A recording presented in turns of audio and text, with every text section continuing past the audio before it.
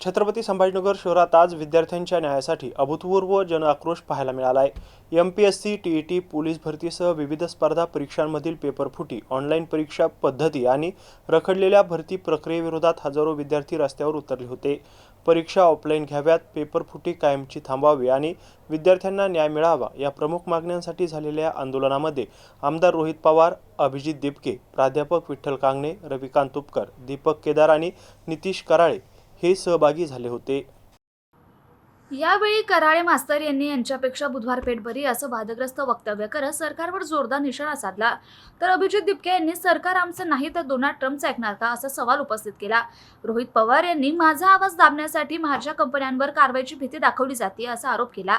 प्राध्यापक विठ्ठल कांगणे यांनी अभ्यास करणाऱ्यांचे पेपर फुटतात, खासदार आमदार फुटतात, पण पेपर फुटी हा अधिक गंभीर विषय अशी तीव्र प्रतिक्रिया देत विद्यार्थ्यांच्या लढ्याला पाठिंबा दिला। छत्रपती संभाजीनगरातील विभागीय आयुक्त कार्यालयासमोर विद्यार्थ्यांच्या घोषणांनी दणाणून गेला।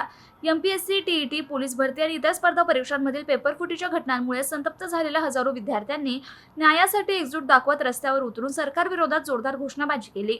विद्यार्थ्यांची प्रमुख मागणी म्हणजे सर्व स्पर्धा परीक्षा ऑनलाईनऐवजी ऑफलाईन पद्धतीने घेण्यात याव्या, पेपरफुटीला कायमचा आळा घालावा, दोषींवर कठोर कारवाई करावी आणि रखडलेल्या भरती प्रक्रिया तातडीने पूर्ण कराव्यात। या आंदोलनात आमदार रोहित पवार, अभिजित दिपके, प्राध्यापक विठ्ठल कांगणे, रविकांत तुपकर, दीपक केदार आणि नितेश कराळे उर्फ कराळे मास्तर यांनी विद्यार्थ्यांना पाठिंबा दिला। सरकारच्या धोरणांवर टीका करत सर्वच नेत्यांनी विद्यार्थ्यांच्या मागण्यांना न्याय देण्याची मागणी केली। विद्यार्थ्यांच्या प्रचंड सहभागामुळे आंदोलनाला मोठा प्रतिसाद मिळाला असून सरकारने तातडीने निर्णय घ्यावा, अन्यथा राज्यभर आंदोलन अधिक तीव्र करण्याचा इशारा आंदोलनकर्त्यांनी दिलाय। हे दुसरा पर्याय नाही। काय झालंय, काही दिवसांपूर्वी मुख्यमंत्री साहेबांना आम्ही भेटलो, अधिकाऱ्यांना भेटलो, उपमुख्यमंत्री साहेबांना सुद्धा भेटलो आणि त्यांना सांगितलं की हे जे काय ऑनलाईन परीक्षा घेण्याचा तुम्ही विचार करत आहात ते योग्य नाही।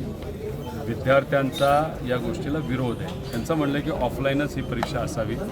ऑफलाईन ज्या परीक्षा एमपीएससीच्या माध्यमातून घेतल्या गेल्यात आजपर्यंत एकदा सुद्धा पेपर फुटलेला नाही आणि ह्या ज्या काही ऑनलाईन परीक्षा घेतल्या गेल्या त्या सगळ्या फुटलेल्या आहेत। तलाठी भरती आपण फुटलेलं बघितलं आहे, बिहारमध्ये फुटले, उत्तर प्रदेशमध्ये फुटलेलं आहे। त्यामुळे आमच्या सगळ्यांची मागणी आहे, कृपा करून एमपीएससीलीच परीक्षा घ्यावी, ऑफलाईन घ्यावी आणि आज फक्त मुलांनी रोष आहे आमच्या मनामध्ये हे दाखवून दिलेलं आहे। त्यामुळे याच्यापुढं सरकारने जर या विद्यार्थ्यांना सिरियसली घेतलं नाही आणि तरीसुद्धा ऑनलाईन परीक्षा जर या विद्यार्थ्यांवर लादली तर मग याच्यापेक्षा 10 पट मोठं आंदोलन या महाराष्ट्रामध्ये विद्यार्थ्यांचं झालेलं आपल्या सगळ्यांना बघायला मिळतं। झालेलं होतं विद्यार्थ्यांच्या मागण्यांसाठी आम्ही त्यांच्या मागण्यांचं समर्थन करतो आणि आमचं आता मी इथून लगेच दिल्लीला जाणारे आमचं जे आंदोलन आहे ते दिल्लीत सुरूच राहणार आहे। सोनम वांगचुक यांचा उपोषणाचा 9वा दिवस आहे आज आणि जोपर्यंत धर्मेंद्र प्रधान यांचा राजीनामा होत नाही तोपर्यंत आमचं आंदोलन सुरू राहणार। आंदोलन करण्याची 16 दिवस झाले तिथे बसलेला आहात, मात्र सरकारकडून कुठलाही प्रतिसाद दिसत नाहीये